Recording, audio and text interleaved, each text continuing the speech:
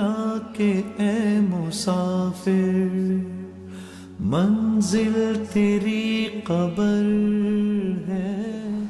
So, how was your experience in your hospital in the summer?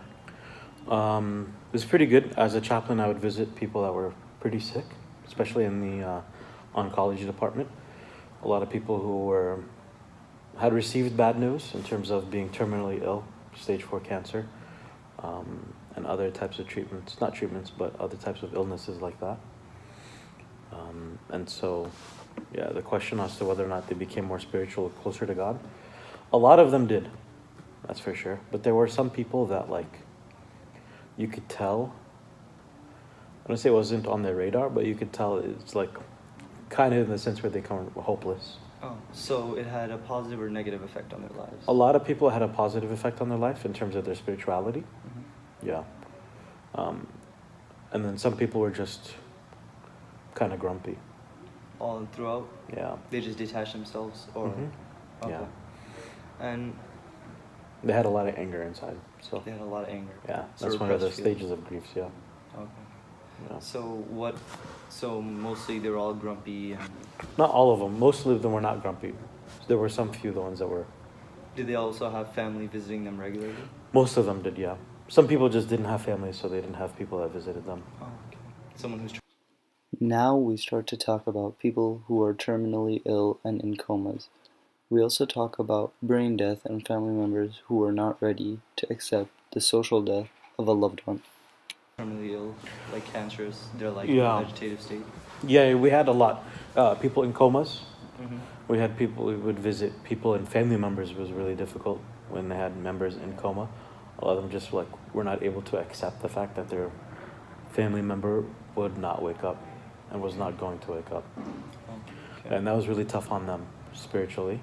A lot of denial. Okay. If you guys talk about the stages of acceptance or grief. Mm-hmm. A lot of denial. I mean, sometimes weeks on end. So there was like a prolonged period of grief where they didn't experience it in the beginning, and then a couple months or... At this point in the interview, we start to talk about delayed grief. Delayed grief is one of the abnormal types of grieving that occurs in family members when they lose a loved one. The chaplain of the hospital goes on to explain one incident that occurred with a patient. And it was a big shock for them too, because they'll come in, like we had this one patient come in for an issue with her lung. Mm-hmm. And then like overnight, there was another issue that appeared, and she was in a coma for like a week. And the doctors pretty much told them that like they have 2 emergency surgeries, brain surgery. Yeah. And it was crazy what happened, but it was just one of those things that she was not going to recover from.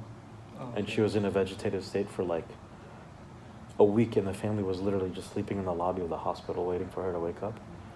And they had people from the churches that they were visiting from. They actually weren't even in this town. They're from out of town. Okay. So they had people from their town in NorCal come and visit and drive down, and people from the church, her pastor. And at the end of the day, they just took them a while to accept that she was pretty much dead.